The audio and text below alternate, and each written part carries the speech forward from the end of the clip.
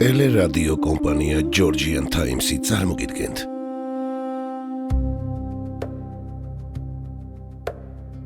საქართველოს ისტორიის გაკვეთილები.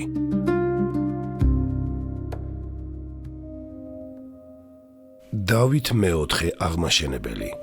მე-13 ნაწილი. 1024 წლის მიწურულს, როდესაც საქართველოს სამეფო თავისი სიძლიერისა და დიდების ზენიტში იმყოფებოდა, ნიკოფსიიდან დარუბანდამდე გადაჭიმულ იმპერიაში მოულოდნელმა სევდამ დაისადგურა.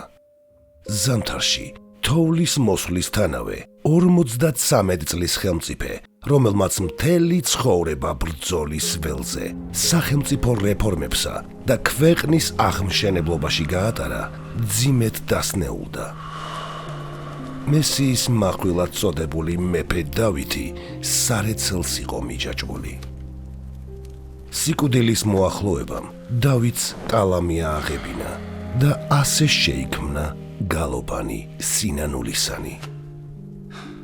ეს ტექსტი ქართული ლიტერატურის ერთ-ერთი უმნიშვნელოვანესი ძეგლი და ხელმწიფის შინაგანი სამყაროს სარკეა. მასში აღარ ჩანს მრიცხანე იმპერატორი. მის ნაცვლად კითხველი ხედავს ღვთის წინაშე სრული თავმდაბლობით წარმდგარ ადამიანს, რომელიც ყოველი ტრიუმფის მიღმა საკუთარ პასუხისმგებლობასა და დაშვებულ შეცდომებს აანალიზებს. დავითი თავის გალობაში ინანიებს ყოველ სისხლისღვრასა და მკაცრ პოლიტიკურ გადაწყვეტილებას, რაც მას ქვეყნის გადასარჩენად დასჭირდა. ეს იყო მისი პიროვნული დიდებულების უმაღლესი გამოვლინება. ძალაუფლების პიკზე მყოფმა მმართველმა შეძლო საკუთარი ადამიანური სისუსტეების საჯაროდ აღიარება. მიუხედავად მძიმე მდგომარეობისა, დავითმა ბოლომდე შეინარჩუნა სახელმწიფოებრივი სიფხიზლე. მან კარგად იცოდა, რომ მისი დაწყებული საქმე უნდა გაგრძელებულიყო. ამიტომ მოიხმო თავისი ძე, უფლისწული დემეტრე, აკურთხა იგი და საკუთარი ხელით დაადგა სამეფო გვირგვინი.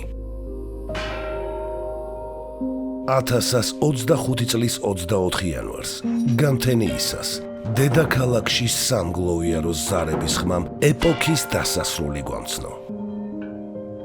საქართველოს უდიდესი მეფე გარდაიცვალა. მისი უკანასკნელი ნება ისეთივე გამორჩეული აღმოჩნდა, როგორც მთელი მისი ცხოვრება.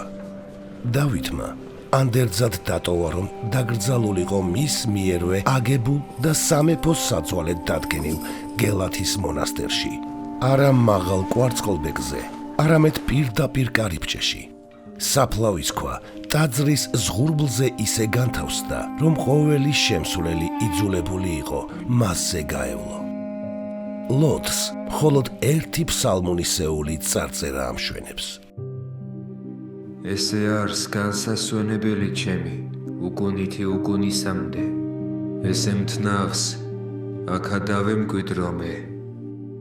თუ თვალს გადაავლებთ იმ გზას, რომელიც საქართველომ დავითის წინამძღოლობით გაიარა, ვიხილავთ ისტორიაში იშვიათ, თითქმის დაუჯერებელ ტრანსფორმაციას. 1099 წელს 16 წლის უფლისწულმა დაშლილი და განადგურებული საქართველო ჩაიბარა. სამეფო ხელისუფლება მხოლოდ დასავლეთის მცირე ნაწილს აკონტროლებდა. დიდი თურქობის წლებმა ქვეყანა თითქმის უდაბნოდ აქცია.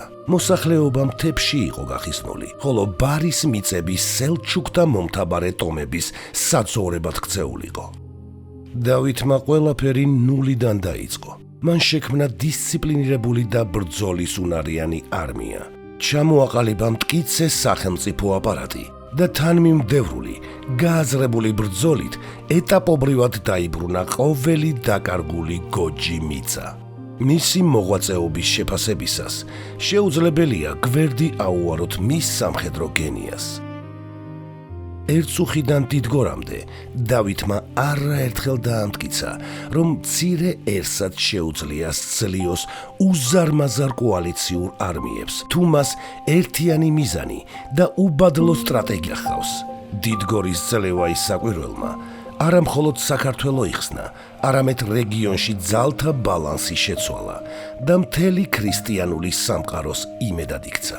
თუმცა დავითი მხოლოდ ხედართმთავარი არ ყოფილა, მისი მმართველობა გამოირჩევა ღრმა და მასშტაბური რეფორმებით. რუის ურბნისის კრება, ეკლესიის განახლება, სასამართლო სისტემის მოწესრიგება და სააჯო კარის დაარსება ცხადყოფს მის მიზანს, შეექმნა სამართალსა და წესრიგზე დაფუძნებული სახელმწიფო. არანაკლებ მნიშვნელოვანია მისი კულტურულ-საგანმანათლებლო პოლიტიკა. გელათის აკადემიის დაარსებით დავითმა საქართველო იმდროინდელი განათლებისა და მეცნიერების მნიშვნელოვან ცენტრად აქცია. გელათი, რომელსაც მეორე იერუსალიმსა და ახალ ათენს უწოდებდნენ, იქცა ადგილად, სადაც ქართული და ბიზანტიური აზროვნება ერთმანეთს ერწყმოდა. დავითს კარგად ესმოდა, რომ ძლიერი სახელმწიფო მხოლოდ מחვილზე ვერ იარსებებდა. მას სჭირდებოდა განათლებული და მოაზროვნე საზოგადოება. 36 წლიანი მმართველობის შედეგად საქართველო რეგიონის უპირობო ლიდერად იქცა. მეფის ტიტულატურაც ამის ნათელი გამოხატულება იყო. მეფე აფხაზთა, ქართველთა, რანთა და კახთა, სომეხთა, შარვანშა და შაჰანშა. დავითმა თავისი მეფობის განმავლობაში ათეულობით ბრძოლაში მიიღო მონაწილეობა და არც ერთში არ დამარცხებულა. მას მხოლოდ სიკვდილმა სძლია. მისი მოღვაწეობა ქართველი ხალხის ცნობიერებაში ერთ სიტყვაში გამოიხატა: აღმაშენებელი. ეს ტიტული არ ყოფილა მეფის სიცოცხლეში მინიჭებული, იგი ხალხმა მოგვიანებით უბოძა. მაშინ, როდესაც დროის მანძილზე კიდევ უფრო ნათლად გამოჩნდა მისი ღვაწლის მნიშვნელობა. დავით აღმაშენებელი არა მხოლოდ ისტორიული ფიგურა, არამედ ეროვნული იდეალია. მან გააერთიანა ქვეყანა, გაათავისუფლა იგი დამპყრობელთა ბატონობისგან, შექმნა ძლიერი სახელმწიფო და საფუძველი ჩაუყარა იმ ეპოქას, რომელსაც დღეს საქართველოს ოქროს ხანად ვიცნობთ.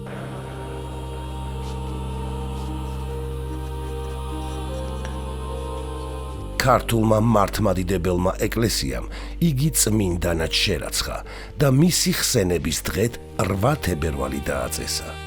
დღეს ჩვენ თითქმის 9 საუკუნე გვაშორებს დავით აღმაშენებლის ეპოქას, გმირული ბრძოლებისა და დაუღალავი შრომის ხანას, რომელზეც აღმოცენდა ჩვენი ქვეყნის მრავალსაუკუნოვანი წარსული და დღევანდელობა.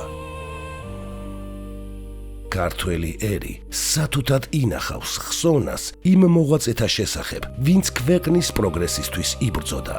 მათ შორის კი უპირველესი ადგილი მეფე დავით მეოთხე აღმაშენებელს ეკუთვნის.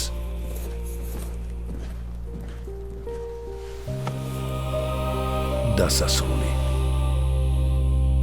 ტელერადიო კომპანია Georgian Times-ი, დოკუმენტური ფილმების სტუდია. გადაცემაზე მუშაობდნენ დამდგმელი რეჟისორი, პროდიუსერი, იდეის ავტორი მალხაზ გულაშვილი, სცენარის ავტორი, მონტაჟის რეჟისორი, ხმის რეჟისორი მირზა ცხოიძე, გახმოვანება ლაშა მურჯიგნელი.